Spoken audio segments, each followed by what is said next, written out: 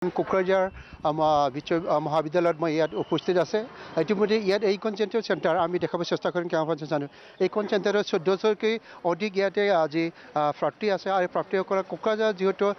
13,800তকৈ অধিক যিটো প্ৰাৰ্থীসকলে আজি ভাগ্য নিৰ্ণয় কৰিব আৰু ইতিমধ্যে আমি জানিব পৰা কোকৰাঝাৰৰ 20টাকৈ যিটো কেন্দ্ৰ এই 20টাকৈ মানে পৰীক্ষা কেন্দ্ৰৰ আজি পৰীক্ষা হ'ব ইতিমধ্যে আমি দেখা আছে যথেষ্ট ইতিমধ্যে যিটো প্ৰাৰ্থীসকল বা কেণ্ডিডেটসকল আহি পেলাই ইয়াত উপস্থিত হৈছে ইয়াতে যিহেতু আমি উল্লেখ কৰিব কোকৰাঝাৰ জিলাত যিটো জিলা প্ৰশাসনে ইয়াত নিৰ্দেশ জাৰি কৰিছে কিন্তু আজি যিটো কোনো দোকান পোহাৰ বা সাপ্তাহিক বা দৈনন্দিন বজাৰ আজি বন্ধ কৰা হৈছে যেহেতু যান বাহনত সুৰক্ষাৰ কাৰণে আজি এইখন বন্ধ কৰা হৈছে জিলা প্ৰশাসনৰ নেতৃত্বত আজি এইখন পৰীক্ষা যিটো হৈছে তাৰ কাৰণে ইয়াত কৰা হৈছে আৰু জিলা প্ৰশাসনে যথেষ্ট ইয়াত যিটো এই পৰীক্ষাক ভালকৈ চলাই ল'ব যোৱাৰ কাৰণে বিভিন্ন ইয়াত নিয়ম অনুযায়ী কৰা হৈছে যেহেতু বজাৰ হাট বজাৰ বা যিটো বন্ধ কৰা হৈছে যান বাহনো বন্ধ কৰা হৈছে যাতে সুৰক্ষা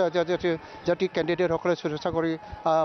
চবেই পৰীক্ষা দিব পাৰে আমি কিছুমান কথা জানিব চেষ্টা কৰিম পৰীক্ষা দিব আপোনালোকে পৰীক্ষা দিব অলপ কথা পাতিম যদি পৰীক্ষা দিব আপোনালোকে পৰীক্ষা নিদিয়ে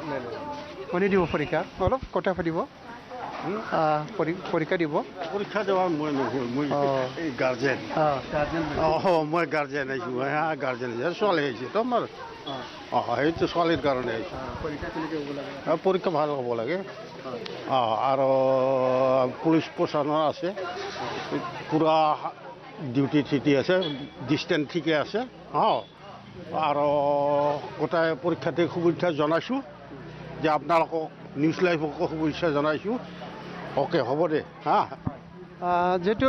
কেণ্ডিডেটসকলে কথা ক'বলৈ বিচৰা নাই তথাপি আমি যিবিলাক চেষ্টা কৰিছিলোঁ কিন্তু কথা ক'বলৈ অলপ ইয়াৰ পৰা পৰীক্ষা দিব পৰীক্ষা দিব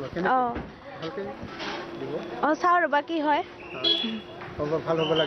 হ'ব লাগে কি বা হয় এতিয়া গম নাপাওঁ মই বঙাইগাঁৱৰ পৰা আহিছোঁ পৰীক্ষা ভাল হ'ব লাগে বঙাইগাঁৱৰ পৰা আহিছোঁ মই পৰীক্ষা অলপ পঢ়ি আহিছোঁ কিবা হয় ভাল হ'ব লাগে ভাল হোৱা যেন লাগে